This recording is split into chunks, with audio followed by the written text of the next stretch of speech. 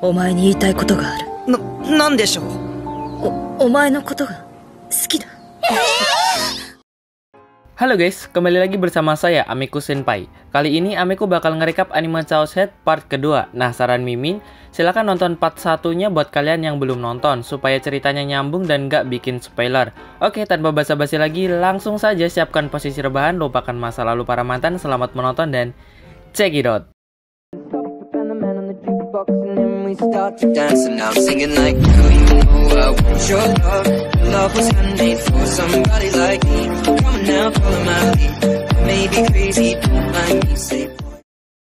Scene sebelumnya diperlihatkan gempa bumi yang mengguncang wilayah Shibuya yang menyebabkan kekacauan yang cukup besar. Namun anehnya, gempa itu disertai dengan gelombang suara dan kilatan cahaya putih. Taki yang baru tersadar berpikir barusan merupakan serangan dari Shogun. Guna menenangkan hatinya, lantas dia mencoba menghubungi Rimi. Sayangnya, tidak ada jawaban dari Rimi. Nah, Taki memutuskan datang ke sekolah untuk menemui Rimi. Namun Taki justru melihat Ayase yang berdiri di puncak gedung bersiap akan melompat. Dengan kata lain, Ayase ingin bunuh diri. Secara tidak sadar, Taki berhasil melakukan real boot. Dia membayangkan taman tepat pada tempat Ayase terjatuh, sehingga membuat Ayase terselamatkan. Sana yang mengetahuinya lantas menanyakan kepada Taki mengenai kemampuan itu, yang biasa disebut Tensei Shin Kokai. Nah, karena pengguna Tensei Shin Kokai ini harus memiliki D-Sword yang menjadi syarat utamanya. Namun anehnya, Taki berhasil melakukannya tanpa D-Sword. Akibat kejadian itu, gosip mengenai hubungan Ayase dan Taki kiat menyebar. Tidak sedikit orang yang membicarakannya. Bahkan Daiji juga bersikap acuh kepada Taki. Tiba-tiba terdengar suara yang menggema dalam pikiran Taki. Suara itu terus saja terdengar sampai di mana Taki berteriak menghentikan suara itu. Dalam perjalanan pulang, Taki tidak sengaja bertemu 3 orang berandalan yang membuat Taki dihajar hingga tak sadarkan diri. Kemudian Taki tersadar dan melihat Orihara di depannya. Dia juga melihat para berandalan itu yang babak belur. Belum sempat bertanya, Orihara segera mengajak Taki kabur dari tempat itu. Tanpa disadari, ternyata suara yang selama ini berbicara dalam pikiran Taki adalah suara Orihara. Sifat pendiamnya memunculkan bakat baru untuk bisa bertelepati dengan pikiran seseorang. Faktanya Orihara juga memiliki D-Sword, bahkan Orihara juga berteman dengan Sena, pemilik D-Sword yang lain. Mereka menyebutnya Gigalomaniac, atau seseorang yang bisa melihat dan menggunakan kekuatan D-Sword. Sementara itu, diperlihatkan sebuah organisasi mencurigakan yang tampaknya sedang merencanakan sesuatu yang buruk. Mereka mencoba menciptakan Gigalomaniac buatan yang bisa mencuci otak manusia yang dinamai Noah-2. Di sisi lain, Takumi yang tengah mengobrol dengan Sena dan Orihara dikejutkan dengan kedatangan mesin traktor raksasa. Sena dan Orihara lantas langsung melakukan real boot kepada D-Sword mereka dan memberantas orang-orang yang diduga menjadi pemancar dari Noah-2. Kejadian ini merupakan ulah dari perusahaan Nozomi. Oleh karenanya, Sena berencana untuk menyerang dan menghancurkannya bersama dengan Orihara. Taki yang juga memiliki kemampuan Gigalomaniac pastinya juga menjadi target incaran dari mereka. Sena juga mengatakan bahwa gempa aneh yang barusan terjadi juga merupakan dampak dari pengujian Noah-2. Bersama dengan Taki dan Kozupi, Sena mendatangi kantor pusat Nozomi. Awalnya Taki merasa sedikit ragu, itu karena mereka secara terang-terangan masuk lewat pintu utama. Namun anehnya, dikira akan menangkap mereka, para penjaga justru memberi hormat. Itu karena Sena telah melakukan real boot kepada tubuh mereka, sehingga para penjaga melihat mereka sebagai petinggi perusahaan. Sena, Taki, dan Kozue berusaha mencari keberadaan Noah-2 dalam setiap ruangan, sampai di mana mereka menemukannya. Norose Genichi, direktur perusahaan yang diduga dalang dari semua kejadian ini, telah menyambut kedatangan mereka di sana. Diduga Norose telah mengetahui rencana Sena. Yang mengejutkan lagi, ternyata Norose juga merupakan seorang Gigalomaniac. Sena lantas menunjukkan D-Sword-nya, kemudian menyerang Norose. Gerakan Sena yang begitu lincah berhasil membuat Norose kewalahan. Dengan cepat, Norose menyadari bahwa Kozue telah membaca pikirannya. Untuk itu, Norose berbalik menyerang mereka. Bahkan Sena dan Kozue dibuat menderita dengan kekuatan Norose. Sena yang berhasil terlepas dari ilusi milik Norose lantas kembali menyerang Norose. Pertempuran yang sengit antara Norose dengan Sena dan Kozupi pun terjadi.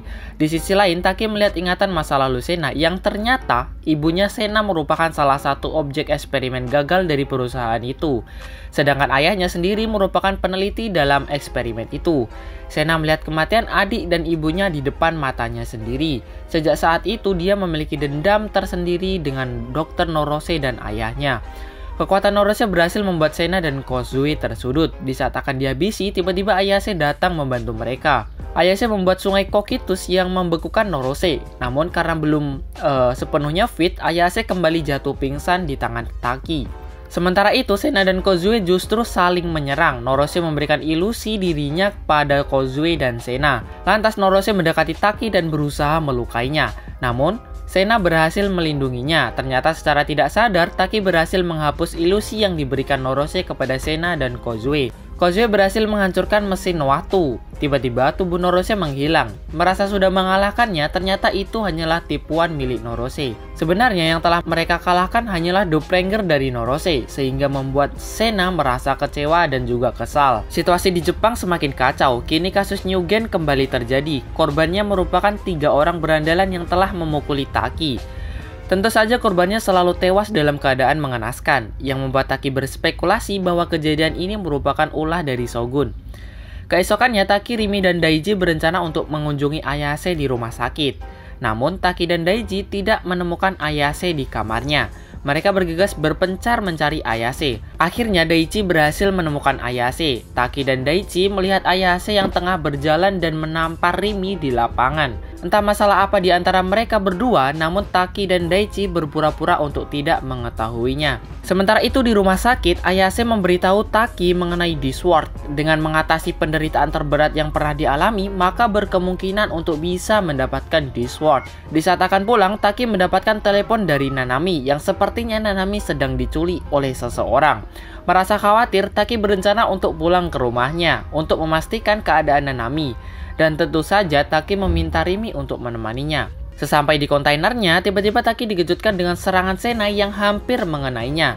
Hal ini dikarenakan Sena menemukan coret-coretan di kamar kontainer Taki, yang ternyata merupakan rumus untuk mengembangkan waktu. Rimi yang bersamanya berusaha melindungi Taki. Merasa tidak peduli, Sena berencana melampiaskan amarahnya kepada Taki. Namun di saat akan menebas Taki, Rimi tiba-tiba mengeluarkan Disword. Tidak hanya itu, Rimi juga menyerang pikiran Sena dan hampir saja hal itu membuat Sena terbunuh. Tentu Taki terkejut karena mengetahui bahwa Rimi juga seorang gigalomaniak. Rimi terpaksa menyembunyikan semua ini. Namun meski kecewa, Taki tetap berterima kasih kepada Rimi, terlebih karena Rimi telah melindunginya.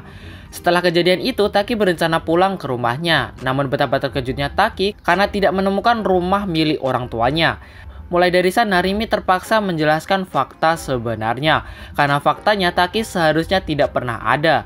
Dia adalah khayalan yang diciptakan oleh gigalomaniak milik Nishijo Takumi yang asli. Semakin Taki banyak berkhayal, semakin memperpendek kehidupannya yang asli. Tentu hal itu membuat Taki sulit untuk percaya. Dia terlahir setahun yang lalu dan ingatan yang ada padanya itu hanyalah ingatan buatan. Rimi memeluk Taki yang merasa depresi. Rimi juga mengatakan dia akan menyelamatkan Nanami. Ya, karena Nanami memang sedang diculik oleh Dr. Norose. Di sisi lain, Yua juga berhasil memunculkan Disword setelah mengalami penderitaan rasa bersalah mengenai kematian kakaknya, ya Mia. Dia menjadi gigalomaniak setelah hampir dibunuh oleh seseorang yang menyamar menjadi kakaknya menggunakan kekuatan waktu. Beruntungnya, Ayase datang dan menyelamatkan Yua. Rimi yang berusaha menyelamatkan Nanami pergi mendatangi markas Nozomi. Rimi langsung bertemu dengan Norose dan juga Nanami yang sedang terperangkap di sana.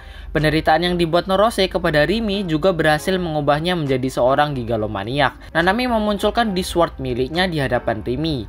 Di saat akan menolongnya, Rimi justru dijebak oleh ilusi Norose yang membuatnya ikut tertangkap.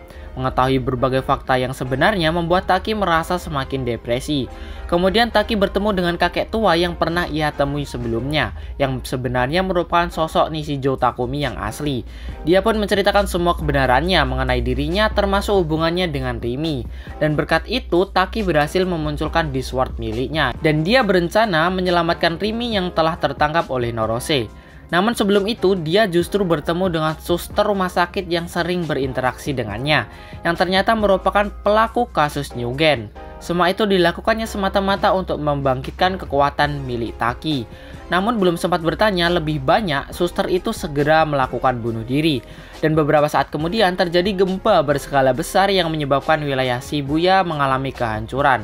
Diduga itu merupakan efek dari eksperimen Roahu. Ayase dan Yua yang tengah berjalan tidak sengaja bertemu dengan Nanami. Namun mereka bertiga terjebak dan jatuh dalam reruntuhan. Sementara itu Taki yang sedang lewat bersama dengan Shogun mendengar suara Ayase. Lantas Taki bergegas menghampirinya. Benar saja, Taki melihat Ayase yang tengah terjebak reruntuhan. Dengan kekuatan di sword miliknya, Taki berhasil menyelamatkan Ayase, Yua, dan juga Nanami. Namun saat akan pergi ke tempat Norose, muncul beberapa serangga raksasa yang menghalangi mereka. Untungnya, Ayase dan yang lainnya berusaha menanganinya. Alhasil, Taki bergegas pergi untuk menyelamatkan Rimi. Sementara itu, Sena dan Kozue berhasil menemukan ayah Sena di lorong kereta. Sena berencana membunuh ayahnya untuk melampiaskan amarah adik dan ibunya. Namun tiba-tiba Suwa datang dan mencoba untuk membunuh Sena, namun digagalkan oleh ayahnya. Alhasil ayah Sena meninggal dalam pelukan Sena. Dengan kekuatan waktu, Suwa juga menjadi seorang gigalomaniak buatan. Dengan kekuatannya, Suwa berhasil mengacaukan pikiran Sena dan Kozue. Taki datang dan menyelamatkan mereka berdua. Meski sempat terdesak, namun Taki berhasil mengalahkan Suwa. Taki juga membongkar identitas Suwa sebenarnya, termasuk dalang dari pembunuhan detektif. Taki bergegas mencari ruangan waktu, tempat Rimi disekap. Setelah menemukannya, Taki melihat Norose yang telah menunggu kedatangannya. Taki juga melihat para petinggi yang telah terbunuh, yang pastinya Norose lah pelakunya.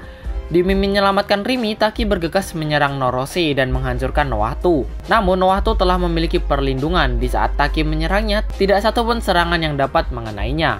Itu karena penyimpangan pikiran yang menghalau tujuan Taki. Norose pun menyerang dan berhasil mematahkan di sword milik Taki. Tidak sampai di sana, Norose juga menyerang pikiran Taki dengan ilusi buatannya. Taki melihat keadaan dunia yang telah damai. Taki juga menjalani kehidupan bahagianya bersama dengan Rimi dan yang lainnya. Namun berkat dorongan dari Shogun dan Rimi, Taki berhasil lepas dari ilusi milik Norose. Justru Taki berhasil membalikkan keadaan dan membuat Norose kewalahan. Dengan bantuan teman-temannya yang telah berhasil memanggil Kokitus dan membekukan Norose, Taki melancarkan serangan terakhirnya. Dia melemparkan pedangnya dan berhasil mengenai Norose dan Nohatu sekaligus, yang berarti misi mereka telah selesai. Lalu scene akhir diperlihatkan sama seperti scene di awal cerita, yaitu Taki yang telah terkapar setelah menghadapi Norose. Namun bedanya, Rimi tidak jadi menghapus Taki. Justru Taki berhasil mencapai wujud manusia utuh. Mereka pun berhasil menyelamatkan dunia dari serangan Nohatu. Oke guys, itulah cerita dari anime Chaoset. Buat kalian yang penasaran, silahkan request untuk season keduanya. Jangan lupa like, komen, dan subscribe supaya Amiku lebih semangat untuk buat konten. Terima kasih telah menonton, thanks for watching and bye-bye. Mata nih, see you next time.